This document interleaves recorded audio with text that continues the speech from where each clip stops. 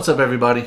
Welcome back to Steve Nanny Music, where today we're talking about in-ear monitors. We're going to talk about how to do them on the cheap. That's one of the things I hear so often is, they're just so expensive. They don't have to be. So I'm going to show you how to build a cheap in-ear system to see if it's something that you may want to invest more money in. And I'll just go ahead and tell you, you will, but sit tight and I'm going to prove that to you. Come on.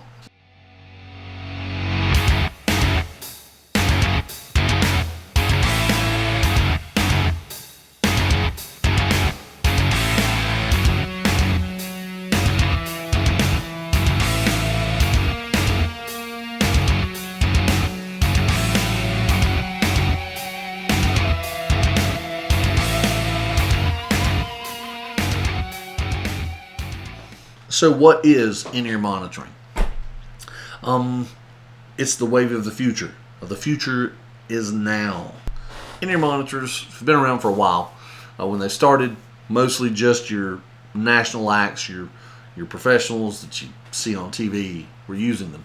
But as the technology got better and grew, more options became available. Then it became cheaper for the everyday musician to use them and take advantage of them.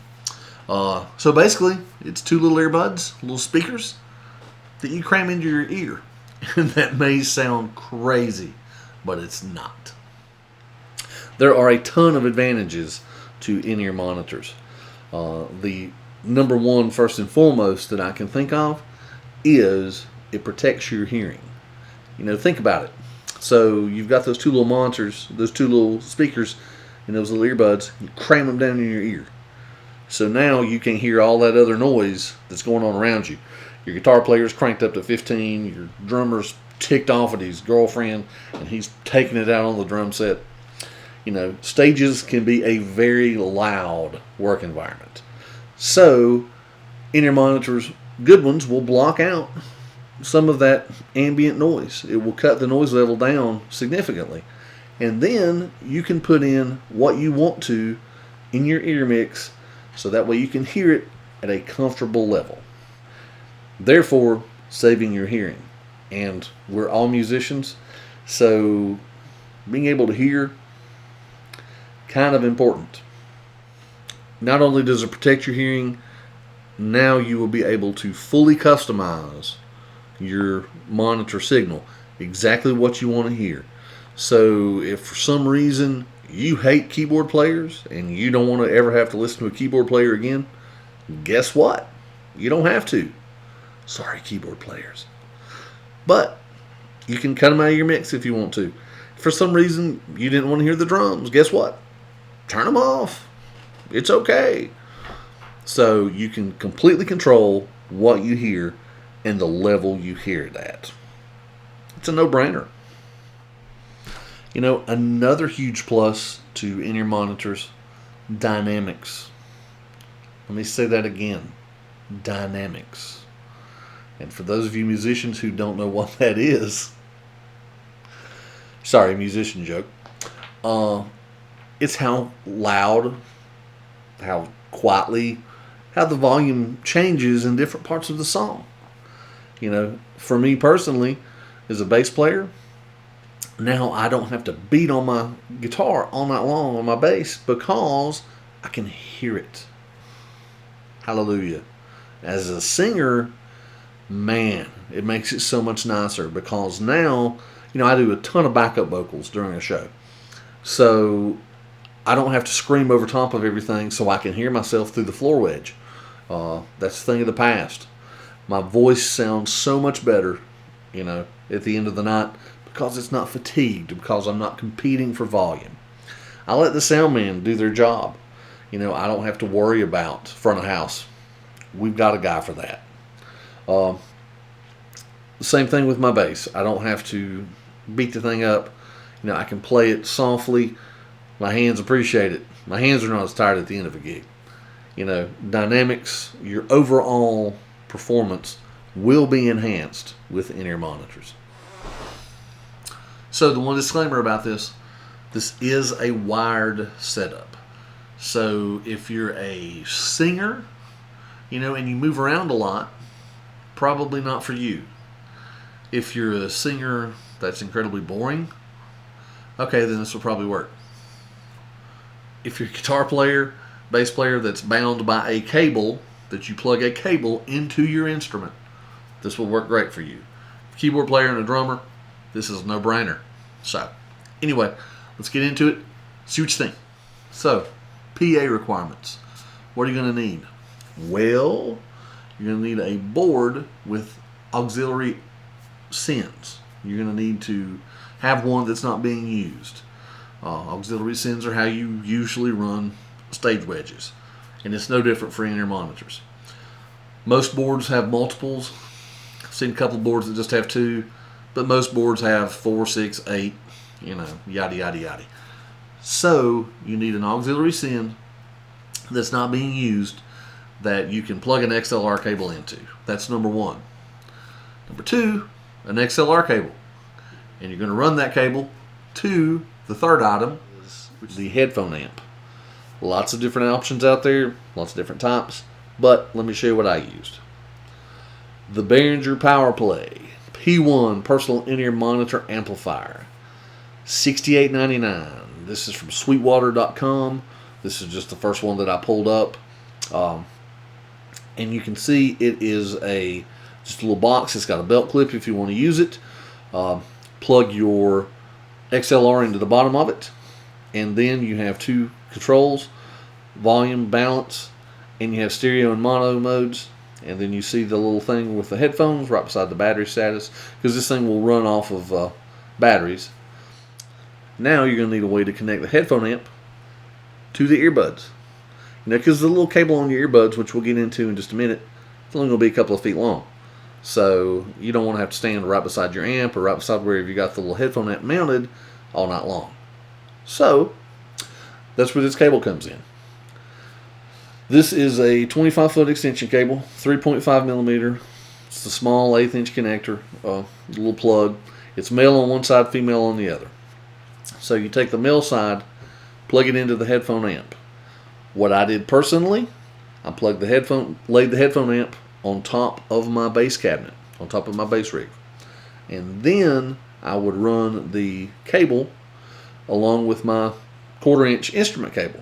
And I taped the 2 together. Just took some electrical tape every few inches, just taped them together, and just kind of made almost like a little miniature snake, I guess would be a good way to look at it, with both cables combined. So that way, wherever I went, this little 3.5 millimeter cable followed.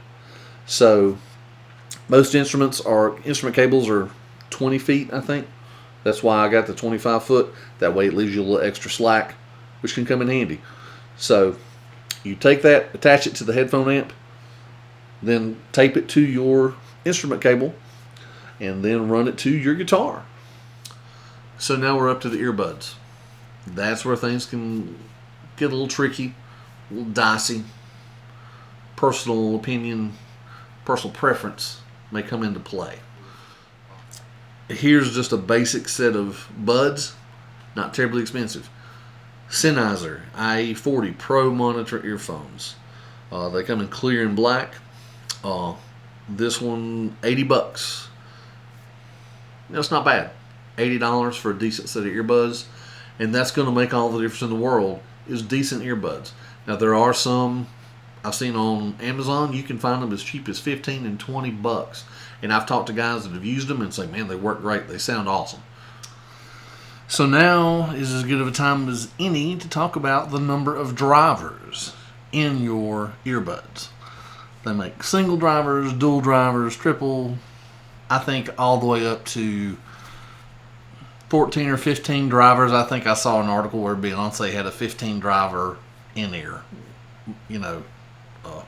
custom mold in-ear. Crazy. Most bass systems come with a single driver for best response, best performance, especially for bass players, at least a triple driver. When I made the decision to go with in-ears, I just went ahead and dove in and bought a good set of earbuds. And I went with the Westone UM Pro 30s. triple driver. Love those things. Cannot say anything bad about them. They are a great piece of equipment. Then I got kind of caught up in all the drivers, and well, if three's good, more must be better. So then I actually went and bought a set of 5 drivers, the Pro 50s. They sound good, but the one thing I do notice on the 50s, everything is smoother across the board, but I don't have that punch, that low end that I really like, especially on the kick drum. And for a bass player, that's my job. Listen to the kick drum. So the kick drum sounds a little better on my Pro 30s. So I actually ended up switching back to those. Now, I think they retail at $399 for the Pro 30s. The Pro 50s were a little bit more. I think they were $499. But I bought both of them on a massive sale. So I think I paid $249 and $299 respectively whenever I bought mine. You can watch them, and periodically different places will have them on sale. So if you want to get into a better set of earbuds, then that's always a possibility. Like I've got the Sennheisers listed here. That's a $70 set of buds, and I'm sure they work good.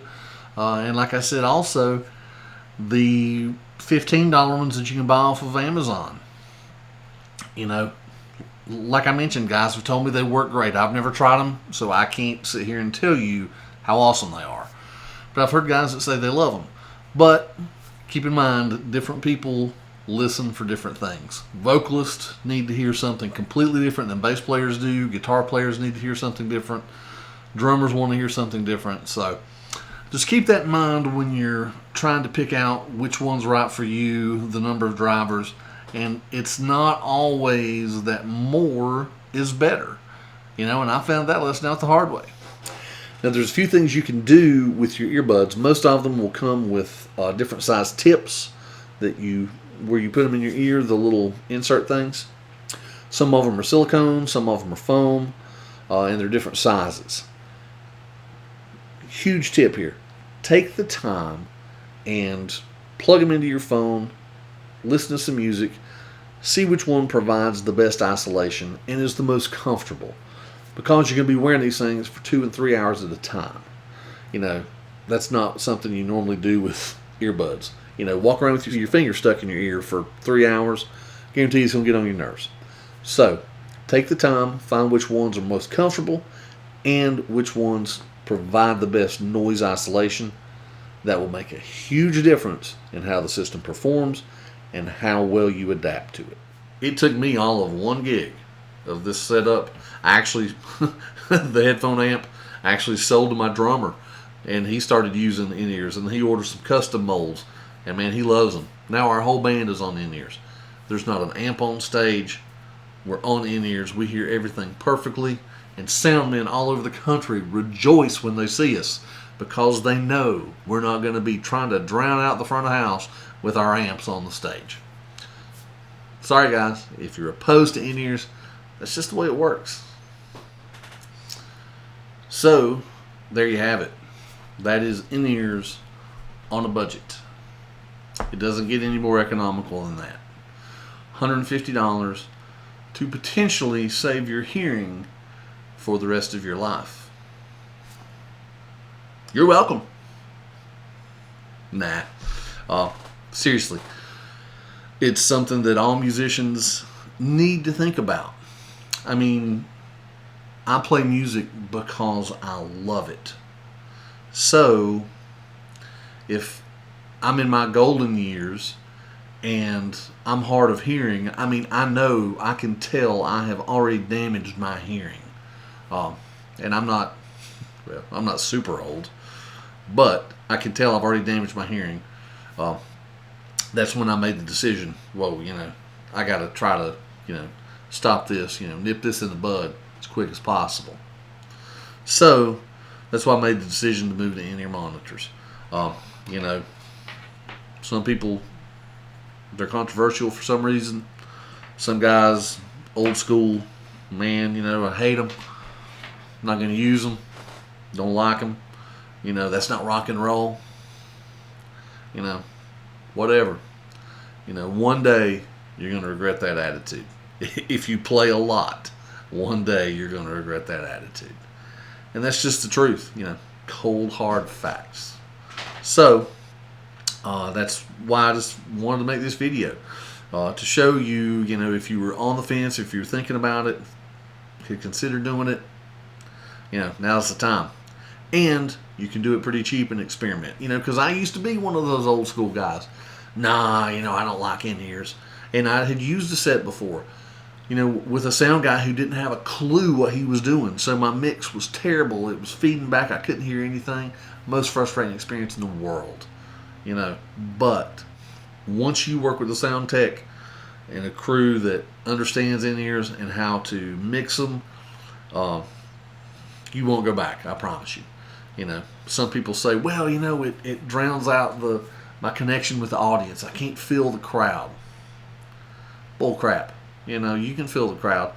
And if you want to, set up an auxiliary mic to pick up crowd noise so you can hear those thousands and thousands of people chanting your name.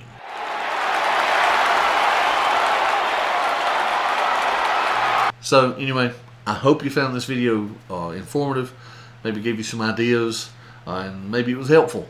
You know, told you kind of why I made the decision if you're on the fence to move to in-ears, but it's cost prohibitive. Maybe this will help you with that. That's the goal. That's what I hope.